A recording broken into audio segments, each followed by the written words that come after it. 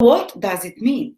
Well, you see, if this is the horizon here, if this is the line of the horizon, this is above the everything above the horizon, and the 10th house is the highest point that the sun reaches during that day that you're born on. So it's the most visible. It's like the midday position of the sun. This is the 10th house, and it's connected to profession, to career, to reputation, how one is known, the mark one leaves on in this world, what your reputation is, what your legacy is kind of that you leave behind you, what your vocation is.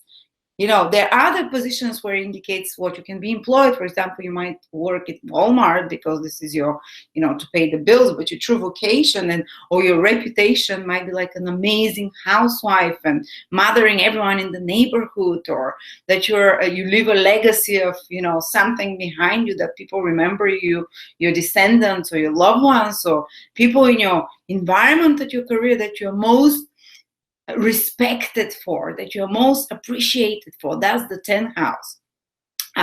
And usually if there is a planet there, you can, if you follow the vocation of that planet, the career of that planet, basically, it's not only a job that you do because to pay the bills, it's usually a job because you kind of feel called towards those worldly actions. And the 10th house is the house of action, activities that we do and that the world remembers us by. So such an important position, the most visible, the highest on top, your door to success, I would call it, you know.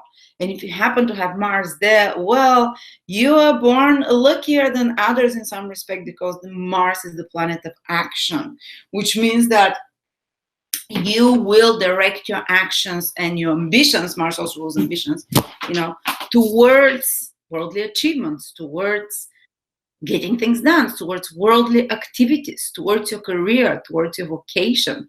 You're not going to be satisfied just to be in a job somewhere.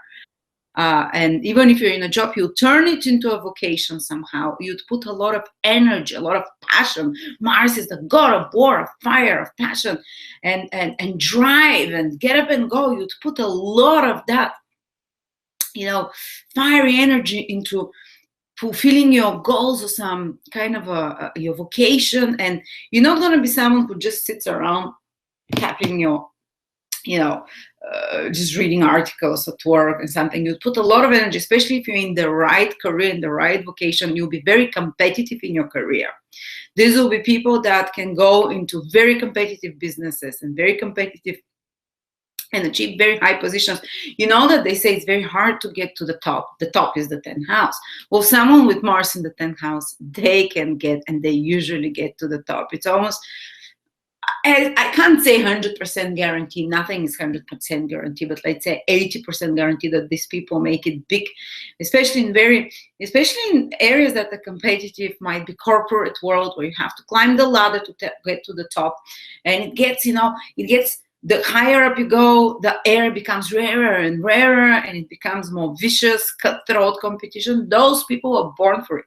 They might be the most civilized, the kindest people, but when it comes to achieving their career potential and reaching the top of their chosen field, especially if they're in the right field, if they don't feel motivated to compete to get to the top, to be in positions of authority and being bosses, they're not in the right field. This is how you know. If you have Mars in the 10th house and you're just like, you don't want to do anything in your office, or you just like feel unmotivated, you're, you know, it's just you're not in the right thing. That sparks up your Mars. So what careers and what vocations can these people be often found? Well, competitive ones. You can see them in big corporations fighting, getting to the top, you know, and usually there's fierce competition with authority figures, with such people. And they're used to that. From a young age, there were probably quite pushy, bossy authority figures around them. Because the 10th house is, you know, all people that have authorities over us. That's why it's connected sometimes to one of the dominant parents. It's connected to people in our environment that were like bosses, and how we approach bosses, what is our attitude towards bosses and people in authority. And often there was some very dominant figure, male, might have been a female figure, but very dominant in their life, that was very pushy, that was driving them, go, succeed, or that was even like an agent provocateur, pressing their buttons, to trigger them into action, maybe not in the most pleasant way, especially if Mars has difficult aspects, so it's in a sign that Mars is not too happy in. These people might have provoked them in the early part of their life to be more competitive, to be more driven, not in the most pleasant ways, maybe in a pushy way. Maybe they had a father that was military or competitive himself, a father that was quite driven or antagonistic and fighting with father as well, because 10th house is father figures, authority figures around them. There might have been some kind of a competitive, aggressive thing with the father going on, or the father was very active, the more positive manifestation. But it teaches them from very young that they have to fight. Mars is the planet of fight to get to the top. And they're willing to put themselves where others are afraid to step. They're willing to, to push the pedals to the bottom, while others give up, and while others might feel comfortable in middle management positions or in middle reputation. Those people will get to the top, will push. And actually, in ancient Vedic astrology, Mars being in the 10th house, in the 10th sign from the ascendant with the 10th house, because it says that Mars has directional strength, which means it's the strongest house for Mars. So that's, according to ancient astrology, the best house for Mars, because where else is it best to put our energy in? I mean, if it's when Mars in the 7th house, we meddle in other people's business, and in our partners we try to boss them. When it's in the when it's in the 4th house, we try to boss our family. It's okay, all those positions are still fine. But in the 10th house, we focus all our energy towards productive activities. 10th house is productivity, and towards worldly achievements. And instead of fighting with people on a personal level, you put all this energy into fulfilling some kind of a career goal, into some project, and that's why Mars is said to be the best position of Mars, to be up there high. And as I said, they can be very successful in competitive careers, like climb up corporate ladder, to be kind of like corporate sharks, as they say. Even a woman with Mars there, she might be feminine and sexy or whatever. She might be very feminine, but when it comes to her career, she'll be dominant and she'll be masculine. She'll be someone that dominates in her career. It shows the 10th house not only how you are with bosses and authority figures, which can mean that you actually have clashes and power struggles with them, because Mars would indicate very bossy bosses, very bosses that are like generals, done, you do this, you do that, and they use such people from young age, usually with such authority figures, and after that they attract such bosses. But once they become a boss themselves, and often having such kind of a spiky figures as their authority figures above them, pushes themselves to become authority figure, to climb up high, so they don't have to deal with such a martial military or very pushy, or sometimes argumentative, or sometimes very too driven bosses. So they become the boss themselves. They're actually much happier when they are bosses themselves, because the freedom of action that Mars likes, rather than having to take others' orders. And they're good at taking pushy bosses' orders, but they're best when they're the ones that give the orders, like a general. Mars is the general, the guy on the top of the army. Of course, Mars also has a boss. It's God or the king or whatever, the sun. But still, it feels so good there to execute. 10th house is executive power. 10th house is executive action, marching forward, getting things done. That's what Mars loves to do. And that's why they succeed so much very often, Usually even early in life, they don't have to. Mars is a youthful, impetuous planet. Such people, you can see them succeeding from early on because of this drive. Unless Mars is with Saturn or aspected with Saturn, in a sign of Saturn, then there might be some delays to their successes, but they usually get there because of their drive. Or unless Mars is with the North Node or South Node or something to confuse the person on their path and right vocation. But then when they find the right one, they'll push, even in a way that's not so pleasant. So what kind of vocation do you often find them in careers that are highly competitive, as I said? In, for example, a lot of sports people, Mars is the planet of energy, physical energy, and sports, do have Mars in the 10th house, and they're usually winners. O.J. Simpson has that. Well, that's possibly not the best example, because O.J. Simpson is also known because the 10th house is your reputation. And yes, he was a great sportsman, but he was also known for aggression. Mars is reputation and murder. Mars rules those things. And he was born during the day. People born during the day with Mars in the 10th house, according to ancient astrology, Mars acts more violently then. People born during the night, Mars acts much better. So if the sun is somewhere below the horizon for you, this Mars is more auspicious, even though it gave him a lot of success for O.J. Simpson, but this Mars also had some difficult aspects there, with Uranus making him explosive. But he's known for Mars things, so sports, for murder, But another sportsman, Andy Murray, Mars in the 10th house, one of the best tennis players now currently in the world. I mean, there are many. I find them from astrotheme.com, people with Mars in the 10th house. You can see so many. Usually it's mostly actors and sports people that are famous, that they give us an example, but they wouldn't tell you, CEOs and such details. But still, there are also someone like Shakira has Mars in the 10th house. Well, her reputation, you see, she's a dancer. Mars is physical activity.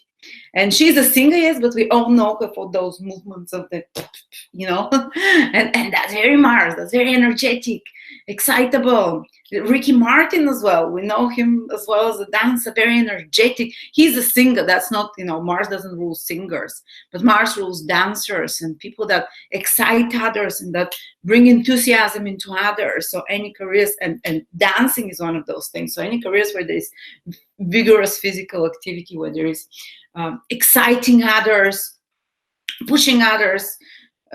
Maybe in the past you'd have been like the guys that was with the whip to the slaves, one of those careers.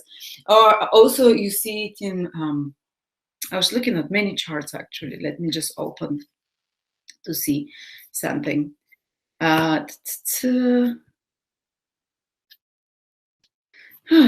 Sorry. So there were,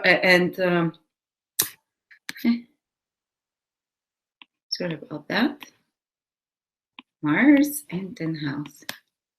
I'm running the request again. So yes, very vibrant people. And Beyonce, apparently, according to her latest birth data, also has Mars in the 10th house. Well, she's known for her dancing, for her vibrancy, for her energy. Shakira has it. Elvis Presley has Mars in the 10th house. Another great example. He was like, these people break molds as well, and he did it through his dancing. Again, he's known especially for his sexuality, and people with Mars in the 10th house can become sex symbols. That's something, because Mars is raw, primitive sexual desire. It incites the animalistic part of us through movement, through raw, and the aura, and the 10th house is what the public sees the most visible part of you. Your reputation, how you're remembered. And Elvis Presley is remembered as a sex symbol, as someone who actually, his pelvic movements, he would be like click, click, click, was just like Shakira, is what broke the mold back then, and what branded him as almost like a rebel. And Mars, in ancient astrology, was ruling rebellion. There was no Uranus then and anything. So Mars is the planet of new things. Saturn rules all things. So Mars in the 10th house, you're remembered as the innovators, breaking through some barriers. You leave a legacy in some career or vocation or in your worldly actions, that you break old rules and you install new rules that are more rebellious, that are more youthful. Usually such people appeal very much to the youth, because Mars rules the youth, people that are teenagers. What do teenagers do? They rebel, they're stroppy, they get angry, they discover their sexuality. So such a person can direct their energy. And if you want to be famous and you have Mars in the 10th house, or your audiences, and your appeal will be towards kind of a youthful crowd usually, and often your image will be very youthful. Look at Shakira, look at Elvis Presley, your image will be very. Uma Thurman has Mars in the 10th house. What are the most famous roles? Action, Kill Bill. She goes there in Mars and kills everyone, fantastic. And the other one was Pulp Fiction or whatever. Very Mars roles again. Very, even a woman, even if you're a woman, very feminine looking and beautiful like Uma Thurman, but you have Mars in the 10th house, there's something competitive and physical about you.